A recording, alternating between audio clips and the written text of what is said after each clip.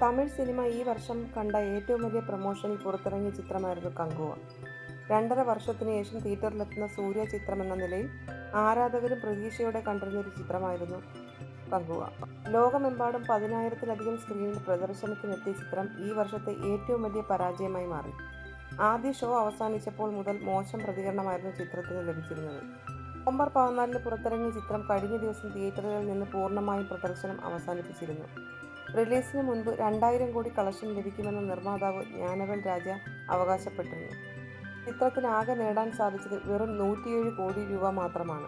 പുഷ്പ 2-ന്റെ ഗംഭീര theatre run കാരണമാണ് കങ്കുവ ബാക്കിയുള്ള സ്ക്രീനുകളിൽ നിന്ന് പിൻവലിച്ചത്. ഈ ദിവസം ചിത്രം OTT-യിലും സ്ക്രീനിംഗ് ആരംഭിച്ചിരുന്നു. ഇതിനു പിന്നാലെ ജ്ഞാനവേൽ രാജയുടെ അവകാശവാദം സോഷ്യൽ മീഡിയയിൽ വീണ്ടും ട്രോളുകൾക്ക് ഇരയായി മാറിയിരിക്കുകയാണ്.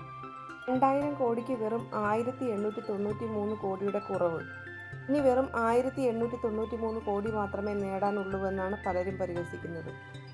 ഒപ്പം ഓഡിയോ ലോഞ്ചിന്റെ പാസ് സൂക്ഷിച്ചു വെച്ചാൽ ഡിസംബറിൽ നടക്കുന്ന സക്സസ് സെലിബ്രേഷൻ വരാമെന്ന ജ്ഞാനവേൽ രാജ പറഞ്ഞതും പലരും ട്രോളിന്റെ കണ്ടന്റാക്കി മാറ്റുന്നുണ്ട്. മുൻപ് ചിത്രത്തിന്റെ അണിയറ പ്രവർത്തകർ ഹൈപ്പ് ഉണ്ടാക്കാൻ പറഞ്ഞ വാക്കുകളെല്ലാം സോഷ്യൽ മീഡിയ ട്രോളാൻ വേണ്ടി ഉപയോഗിക്കുന്നുണ്ട്. 150 കോടി ബജറ്റിലെത്തിയ ചിത്രം നിർമ്മാതാവിനെ സുരക്ഷിതനാക്കിയെങ്കിലും വിതരണക്കാർക്ക് കടുത്ത നഷ്ടമാണ് വരുത്തിവെച്ചത്. 30 കോടിയോളമാണ് ചിത്രമുണ്ടാക്കിയ നഷ്ടം. ഇതോടെ പ്രഭാസ് ചിത്രമായ രാധേശ്യാമിനെ പിന്തള്ളി ഏറ്റവും അധികം നഷ്ടമുണ്ടാക്കിയ ഇന്ത്യൻ സിനിമ എന്ന മോശം റെക്കോർഡാണ് കങ്കുവയുടെ പേരിൽ എഴുതി ചേർക്കപ്പെട്ടത്.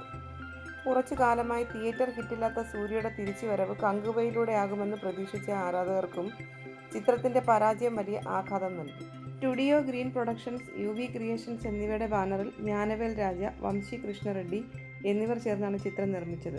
സൂര്യയ്ക്ക് പുറമെ ബോളിവുഡ് താരങ്ങളായ ബോബി ഡിയോൾ, ദിശ പട്ടാണി എന്നിവർ ചിത്രത്തിൽ അണിനിരന്നിരുന്നു. ചിത്രത്തിന്റെ ഒടുവിൽ കാർത്തിയും അതിഥി വേഷത്തിലെത്തിയിരുന്നു. മോശം സ്ക്രിപ്റ്റും പെർഫോമൻസും കാരണം കങ്കുവ ഈ വർഷത്തെ ദുരന്ത ചിത്രങ്ങളിലൊന്നായി മാറി.